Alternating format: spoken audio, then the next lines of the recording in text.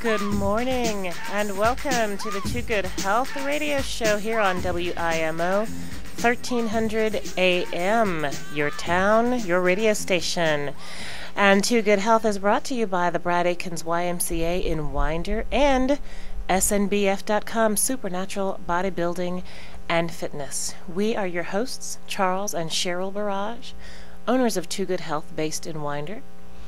We are your premier full-service provider for all your health, fitness, and nutritional needs online at www.toogoodhealthllc.com. Well, we always say to be fit, healthy, and well, it takes two. So we're here to help you. How are we helping today, Charles? Hey, good morning, everybody. We are going to be helping today by maybe helping change perspective a little bit when it comes to fitness. In the past, we've been talking about, structured exercise programs, how to make the best of your routine.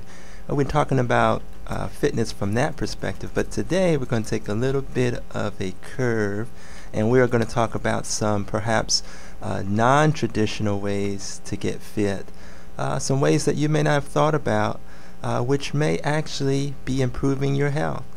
I think oftentimes we can associate fitness with things like the treadmill, going to the gym, going and lifting weights and doing all the things that we see in our culture as popular activities. But there are plenty more activities that we could be doing that actually may be getting us fit.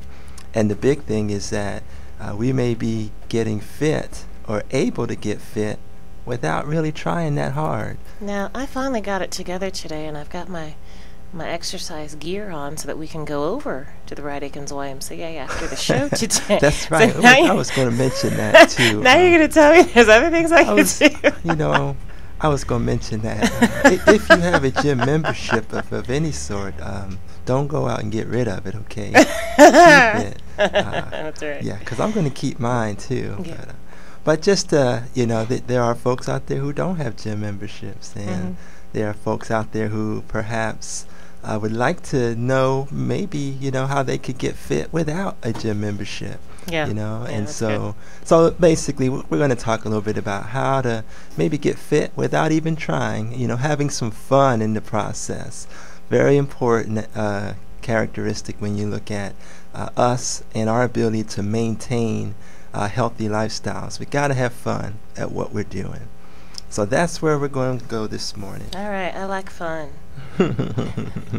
Well, when you look at something like fitness, and generally if I were talking with a client and I was trying to get a feel for, okay, what do we need to do with this person in order to get them, one, to have a program that works, but two, to have a program that actually challenges them to the point and is stimulating to them enough whereby they can actually stick to it. The ability to stick to a plan is critical when you look at long-term success. Okay, and oftentimes we will, in the fitness field, we will select activities that we know are effective, but sometimes we can tend to select the exercises for our clients that they don't necessarily enjoy or that they don't really have much experience with. So you never know whether they're going to like something or not. So generally what I'll do is I'll always ask them, well, what types of things do you like to do? Right. Always ask them that, because that then gives me a great starting point for their program. And it also gives me some ideas for how I can keep them motivated and keep them on their program long term. So that's very important. Find activities that you enjoy. You got to do it.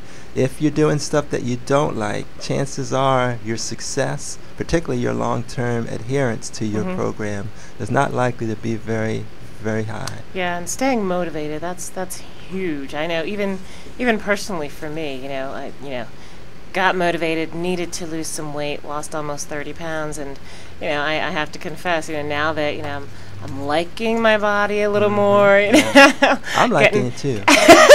Sorry, maybe I shouldn't have said that.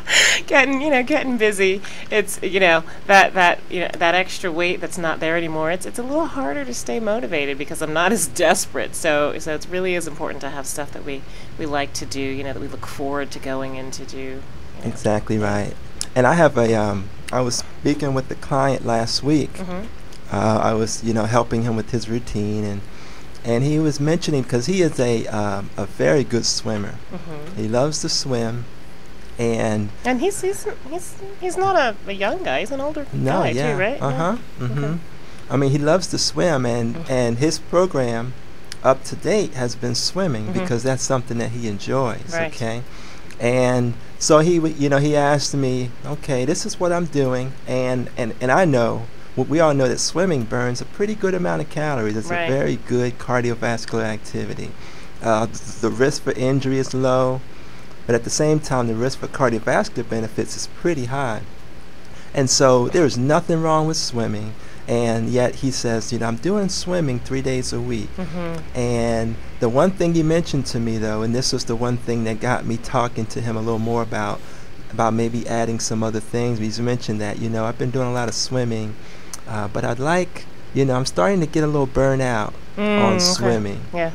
And I thought, yeah, that's most likely going to happen when we eat. Even though we have activities that we enjoy, right. we got to get the variety in the routine. Right. Variety is very important.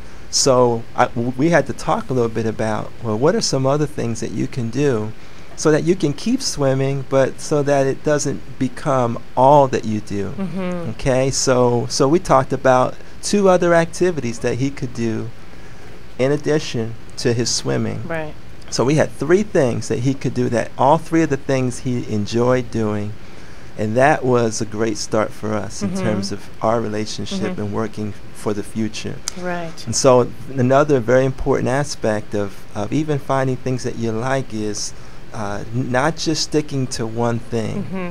You got to pick several things, and mm-hmm. I always recommend at least 2 to 3 things that you can alternate. And perhaps you may have one that you really like. Like, mm-hmm. I know a lot of people tend to really love running mm-hmm. as an activity. Mm-hmm. But at the same time, you run for so long, right. There's a chance that, all this running may start to wear on your body a little bit. Right, and that always comes back, everything comes full circle. It comes back to our little motto, mm-hmm. balance, variety, and moderation. Well, we're going to be talking a little bit more about more daily, activities that you can do, not necessarily swimming and running, but more just day-to-day activities. And we're sure that you all have some great ideas out there too, and we want to hear them. So please, we welcome you to call in here to the station at 678-963-5482. That's 678-963-5482. Charles, what's one of the first things that we have here today about that folks can do and be getting fit without trying? Mm-hmm. Now, the one thing that I always go to is okay, what are some of those things that you enjoyed growing up? Because I think for a lot of us, when we were growing up, we did a lot of activities that we don't do now, and those were, and some for good reason. Yeah, there's always that injury factor, all the wild and crazy things we did growing up. But there are a lot of things that we that we don't do now, and I bet if we look back and we thought about those activities, we'd have to ask ourselves, well, why don't I do that anymore? Mm-hmm. Why don't I just go out and shoot hoops, in the backyard? Or why don't I just go out and just putz around with my kids, at the playground, those types of things. What is it that you used to do growing up that maybe you don't do so much anymore, mm-hmm. that you actually enjoyed doing? Yeah. And so, I put just tossing the football around, mm-hmm. With your kids. And a lot of these things you can do with your kids. And again,